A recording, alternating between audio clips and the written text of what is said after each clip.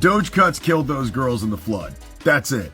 If you voted for Trump, you actively voted for those girls in Texas to die being swept away by that flood. Liberal influencers and TikTok stars are spreading misinformation and exploiting the death of kids to attack Trump online.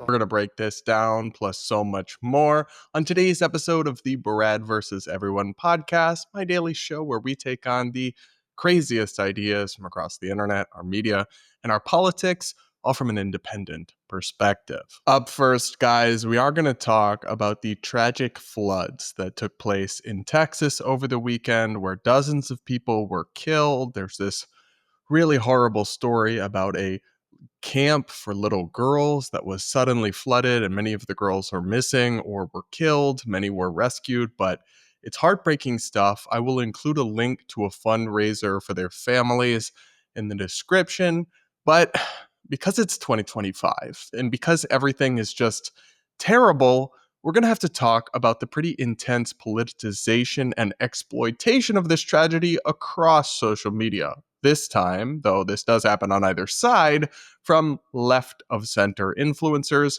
seeking to blame this all on Trump, Elon Musk, the Department of Government Efficiency and the cuts they made to certain services in the federal government, and sort of just shaming Texans for the fact that many, although certainly not all of them, voted for Trump in the first place. It's really been an absolute cluster of a news cycle, and we're going to break it down. First, guys, let me read you this tweet from the editor-in-chief of the massive liberal podcast network and YouTube network, Midas Touch. He wrote, "The people in Texas voted for government services controlled by Donald Trump and Greg Abbott. That is exactly what they are getting." Wow. Just wow. The complete lack of empathy, compassion for your fellow citizens, the total ignorance, as if all of Texas voted for Trump. Of course, even no matter how someone voted, none of this is deserved or getting your comeuppance or anything like that. But even if you had that twisted logic, to think that these little girls at a summer camp were somehow, Trump supporters or anything like that is just not true, and it's just really twisted. This is why you don't let partisanship rot your brain, guys. And this was just an entire genre. This was an example I saw on Twitter, but this was across social media, this almost gloating about this tragedy because it happened to a red state that did vote for Trump by a significant majority. Here's a TikTok video from one woke white woman who wrote on her caption, "Have the day you voted for." This is actually some evil stuff, guys. Take a look at this video. Hey there, Texas. Why the long face? Well, right now we're having record-breaking flooding, and it's destroying our state, and it's killing people, and our officials, they didn't even tell us it was going to happen. Well, yeah, most of you voted for Trump, and the first thing that he told you he was going to do was dismantle the National Weather Service and NOAA. What's that now? Well, yeah, most of Texas voted for Donald Trump, and the first thing he did was dismantle the National Weather Service and NOAA, just like he said he would. And they're the ones who are responsible for predicting and warning people about flooding and hurricanes and tornadoes and, well, weather. And they also cut FEMA too, so you're not going to get any aid either. The what? The who? What are you saying? Well, I'm saying you're getting exactly what you voted for. It's actually kind of ironic because Noah built the ark to save people from flooding, and Noah told everyone when floods were happening, so they were prepared. What a weird sign from God, right? But at least the border's closed.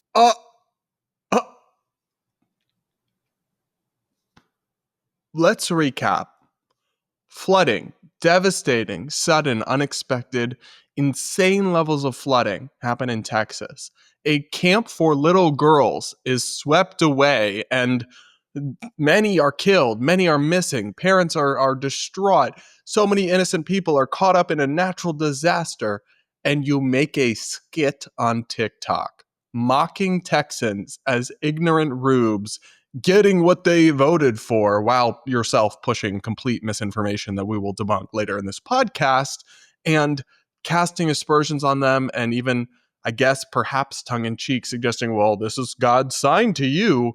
You're sick. Seek help. Seriously, the level of compassion deficit required to engage in this kind of rhetoric is genuinely sociopathic. This person belongs on a list somewhere. And this has 500,000 views on TikTok and tens of thousands of likes. And it chills my soul a little bit that people could actually see content like this and be like, yes, queen, go off. Not like, WTF? What are you doing? That would be the appropriate response. But we don't have a lot of those around these parts. Social media these days. Appropriate responses to tragedies. We're all so quick to exploit them. Not that this is an exclusively liberal phenomenon. I mean, you saw Republicans do this kind of thing with Hurricane Helene under Biden and other sorts of things. I will say, though, I think it's something the left does more. After any shooting, after any tragedy, you'll have progressive voices and politicians and the like hop on and immediately find a way to connect it to their pet political issue or their agenda or blame it on politicians they don't like. And that will never not be distasteful to me. Although at least in some cases, the connections to policies they're trying to make are actually like real or true, even if they're disputable whether they would have helped, there's at least like a real connection to be made there. That is very much not the case in this instance, where these Texas floods and the tragic aftermath of them had absolutely nothing to do with Doge, with Trump cuts to the National Weather Service, or anything of the sort. But this narrative went out, and influencers picked it up and ran with it, looking like the Olympics out in these digital streets. And they just repeated this totally untrue talking point over and over and over again. Take a look at this handy little compilation I made, so y'all didn't have to sit through all the videos like I did. Here's some highlights, or I guess I should say lowlights, if we're being so for real. Doge cuts killed those girls in the flood.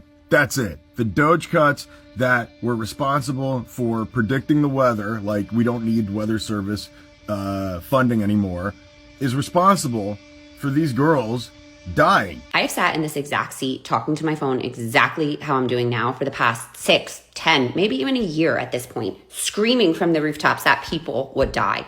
Children would die if we let Trump take office, if we let Doge make these cuts, if we let Project 2025 come into fruition. And we're seeing it. We're seeing it in real time. We are seeing it happen in Texas in real time. You cannot accurately predict the weather when you gut the weather services. If you voted for Trump, you actively voted for those girls in Texas to die being swept away by that flood, because your vote for Trump was also a vote to take away the National Weather Service's funding. And I know this may sound crazy, but I do not think it was a universal coincidence that the day that this man signed this horrible bill, that this happened. It was like the universe's show and tell. Ask, why was the National Weather Service unable to give you the proper information? Or why was the NOAA unable to warn folks?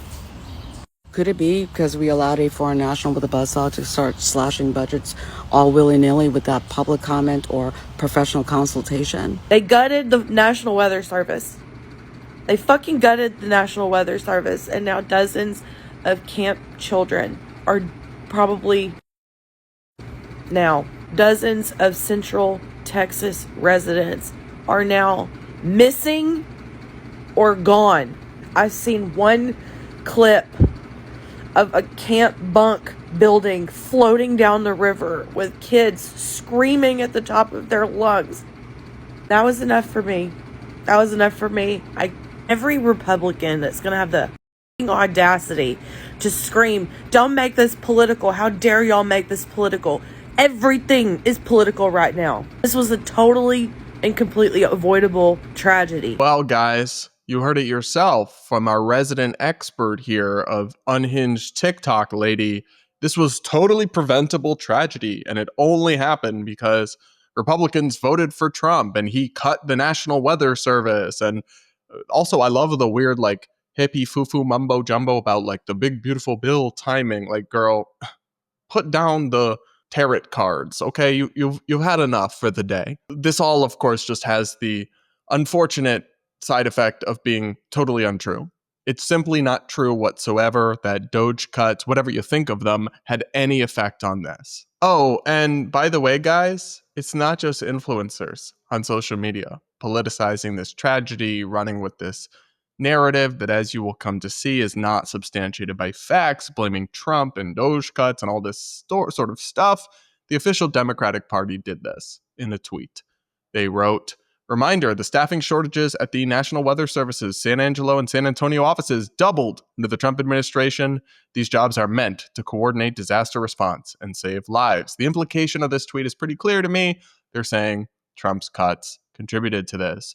That is not true. I'm going to walk you through the actual facts of this story after this. Guys, I've had threats sent to my home before, so I understand better than anyone how important it is to get your personal information off the internet. That's why I'm excited to tell you about today's sponsor, Aura. If you've ever wondered how spammers get your phone number or why your email inbox is flooded with spam, well, here's why. There are companies called data brokers that sell your data. They do it without your consent, and they make millions selling it to marketers, scammers, and even stalkers. And while they're legally required to move your information if you ask, they make the process confusing and hard on purpose. That's why I recommend today's sponsor, Aura, to my family and friends. They take care of the hard part, automatically removing your information from all of these sites and keeping it off. I use Aura to get my address taken off the internet so it's harder for haters to harass me and to decrease the endless robocalls and spam emails. And you can too. Plus, if anything does happen, Aura includes $5 million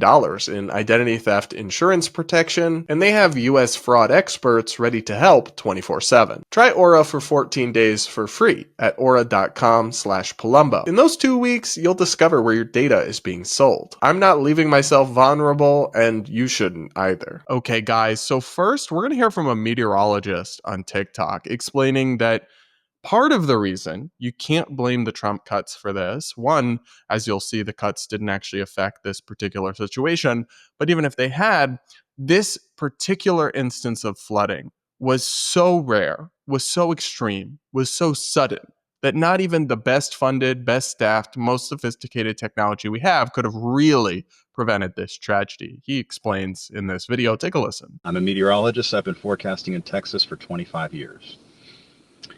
First things first, all of our thoughts should be with the families of these little babies, these little girls who were at camp, who got swept away by this unforeseeable, unimaginable, basically a tsunami of flooding from the Guadalupe River. It was a freak event.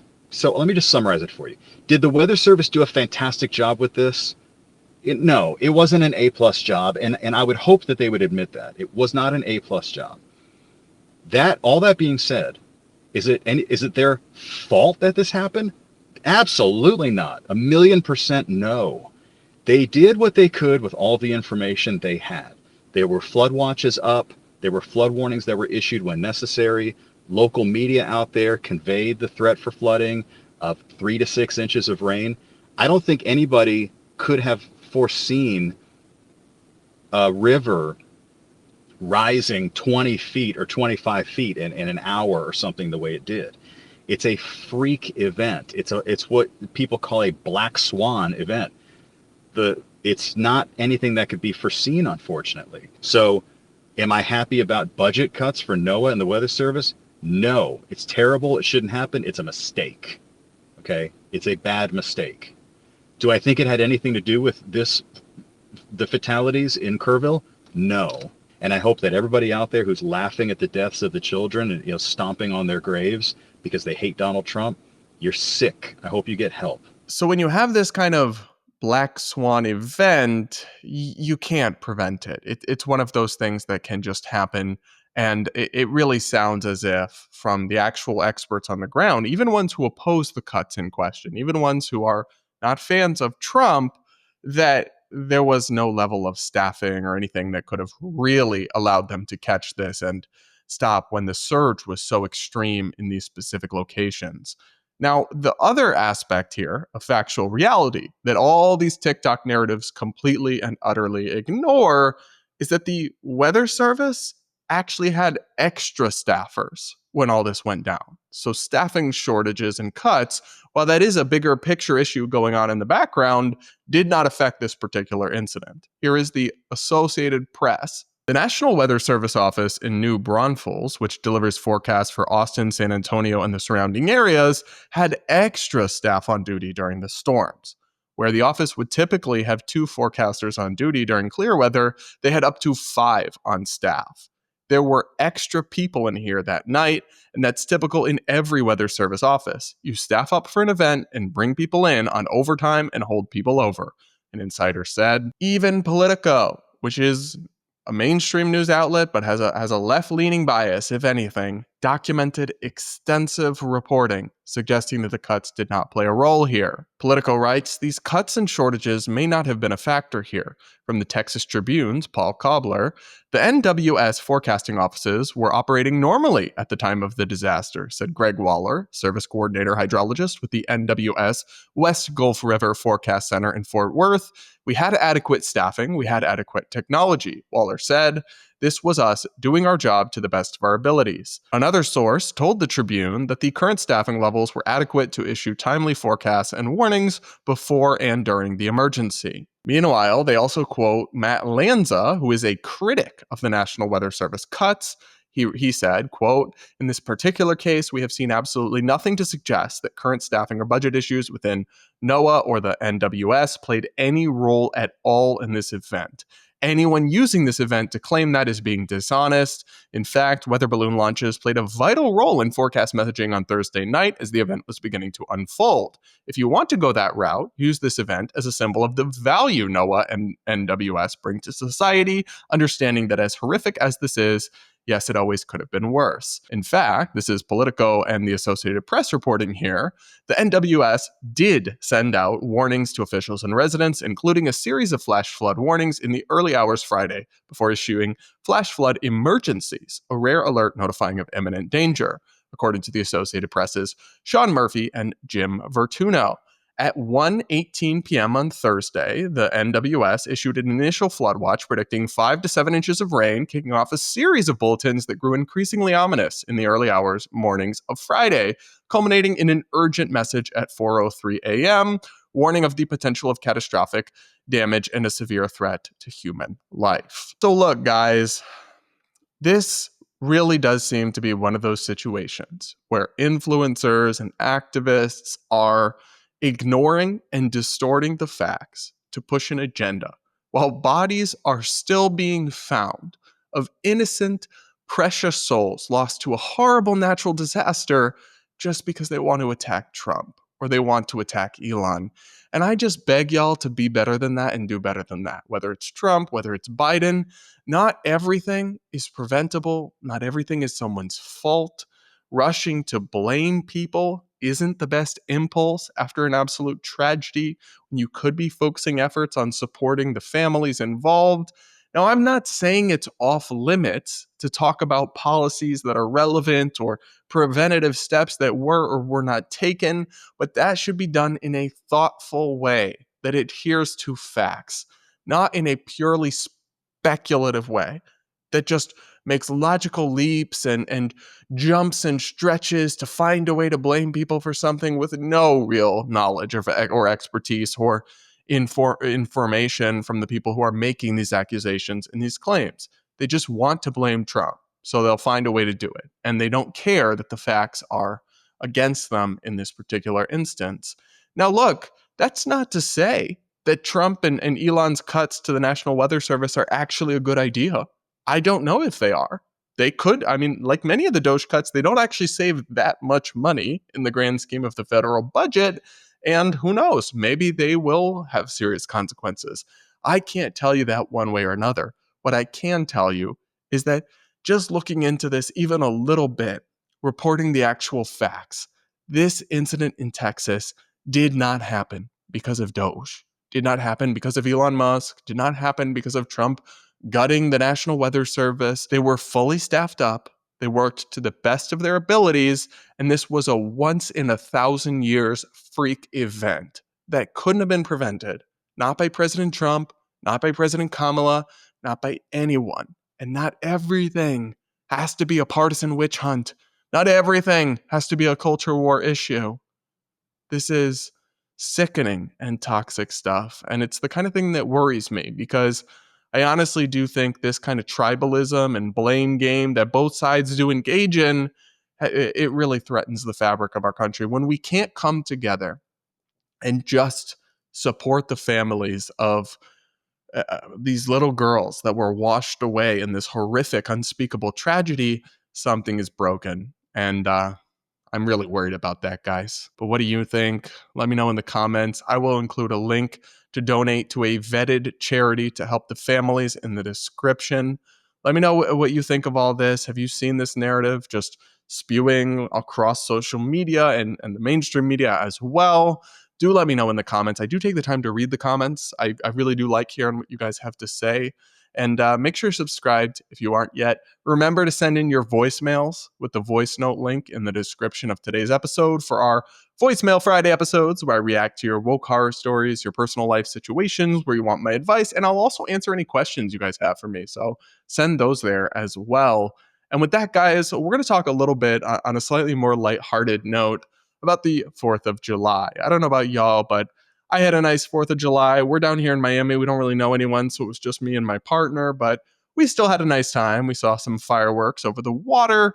And look, I think our country is messed up in a lot of ways, but at the same time, I'm incredibly grateful to have been born an American and the freedom and prosperity that we enjoy. Social media, though, at least some very loud voices, have a slightly different take on the 4th of July, including one woman who is going mega viral because she suggested that the 4th of July would be a great time for someone to assassinate Trump. Yes, seriously, the TikTok people are still doing this. They're actually still running with this. Let's take a listen to this demonic little video. I hear they're holding a ceremony so that he can sign this big, beautiful bill into law. Do you think it's going to be outside? No, they wouldn't. But like on the 4th of July, it'd be a cool time to do it. If anyone's like on the fence, we would support you. 100%. That'd be real nice. Oh, she seems normal and stable. Police? Secret Service? FBI, we got another one for you. These people keep posting this stuff on social media like we're all not going to see it. Like it's only going to hit the little niche audience that's going to be like, yes, queen. Although, as we've talked about, there's kind of widespread polling that shows among young progressives, this stuff is not that niche. They actually support this, which is sad because I can't really think of anything that would tear our country apart more or cause more division or more violence, potentially more civil unrest than a successful political assassination of a president. And you would just get J.D. Vance as president. So they haven't thought this through. It's not clocking for them, to quote Justin Bieber, and people who know, they know. And there's just something demonic about going on social media and giggling about murder with such open bloodlust. Are these people okay? Like, do they need to be I think some of them need to be committed. That might be the only answer. And imagine that's what you think about on the 4th of July. You know, the rest of us are eating like hot dogs made of God knows what, and homegirls out here fantasizing about Trump getting shot. You're not well. Seek help. I don't know what to say beyond that, but at least, you know, that one's kind of sinister. This next one's kind of funny. This is this anti-racist activist on TikTok that I follow who says that the right way to celebrate 4th of July is by randomly giving black people money or something. Let's take a look. It's 4th of July weekend. There's so much to celebrate, right? No, there really isn't, because the truth of the matter is the freedom and independence that the 4th of July holiday is supposed to represent never included all Americans or all people in America, right? So back in 1776, black folks were still enslaved. So that's not anything to celebrate. So what I want to challenge you to do this weekend, and you should really do this every single day if you want to live an anti-racist lifestyle, but specifically for this weekend, instead of spending all your money on the red, white, and blue everything, ask yourself, where am I benefiting from the labor of black people, and what am I giving to them in return? whether it's free labor, unpaid labor like social media, or whether it's inequitable paid labor. Where are you benefiting from labor from us, and what are you giving in return? Usually, if it's for social media, we give you specific directions on what to do after you consume our content. So do that today. If you are serious about investing in your anti-racism education and committed to living an anti-racist lifestyle and learning how to do that, I want to invite you to tap that link on my profile. Go to the link wherever you see it, if it's in the comments or if it's in my bio. I have so many options for you to choose from today. I have my Patreon community that you can join at so many different levels to get access to different benefits. She's literally like, just give me money, gullible white libs. Cash App in bio. The grift is so transparent. How do these gullible people who actually fall for this and send charlatans like this money, how do they not see that they're getting played? This is like, they think the stripper really likes them, right? Like, this is like the goofy old man who thinks, oh, she actually likes me for me, not just because I have $100 bill. Like, I'm shook. I'm still shook by this video. The first part, there's nothing to celebrate because America used to be, very messed up and unfair as a society. But the point is that it's not anymore, babe. Like, I don't know how to explain that to you. Yes, when America was first founded, it was a deeply unequal and flawed nation that discriminated against people. But it was the birth of a nation with ideas about freedom and us all being created equally under one, system of government that then evolved and became the freest and most prosperous civilization in human history, large-scale civilization at least. So can you not follow that? No one, by celebrating July 4th, no one is seriously suggesting that America was perfect at its founding. No, we all acknowledge it was very messed up, but the seed was planted for something beautiful and free. And now, look, obviously our society still has problems. It's not a perfectly equal and fair place, but I struggle to really think of a better place in the world to be Black than America. The amount of opportunity you will have, the amount of racism you will encounter. Have you been to Europe, babe? Serious question. Because when I hear from Black people who go to Europe, they don't have a great time in lots of parts of Europe. Whereas, thankfully, most of this country would never be openly racist to a Black person, and the few who would are a problem. But I just don't understand this. The freedom that you enjoy to be a grifter, to spew nonsense on social media, all of that is uniquely American. In other countries, advanced countries, the police will knock on your door over a controversial tweet. And trust me, this lady posts some controversial things when it comes to the palm-colored people, as I think she would call us. So there's just a level of ingratitude here that I don't appreciate. And then I'm sorry, but what is she talking about? Make sure if you want to, first off, I don't want to be anti-racist. No, thank you.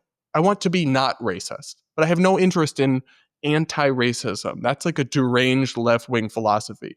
My goal through life is to go through life being not racist. It is not to do the anti-racism grift that is openly discriminatory in the opposite direction. The authors behind it have said as much explicitly. No thanks. I'm good on that one. But to her point, make sure you are compensating the Black people whose unpaid labor you profit off of. What are you even talking about? I don't profit off of anyone's unpaid labor. I don't have any slaves. And if you're talking about social media, you get paid for the views. The social media, TikTok pays people for the views they get. So it's not unpaid labor. You're getting paid for the views that you earn. It really seems like some of y'all are just desperate to not have a real job, and you just want to play the victim and bully gullible white people into giving you money for no reason. When you could just like most normal Black people in America, grill up some hot dogs and light some shit on fire to celebrate the 4th of July. Instead, we got grifters out here doing the grift. And I'm just going to laugh at it because if I don't laugh, I might cry. What do you guys think? Have you seen this kind of thing before? Let me know in the comments. Do make sure you're subscribed if you aren't yet. Remember to check out the link in the description, or another if you want to find another source to help donate to the families down in Texas. And with that, guys, we'll leave it here for today's episode of the Barad versus Everyone podcast. Thanks so much for tuning in, and we'll talk again real soon.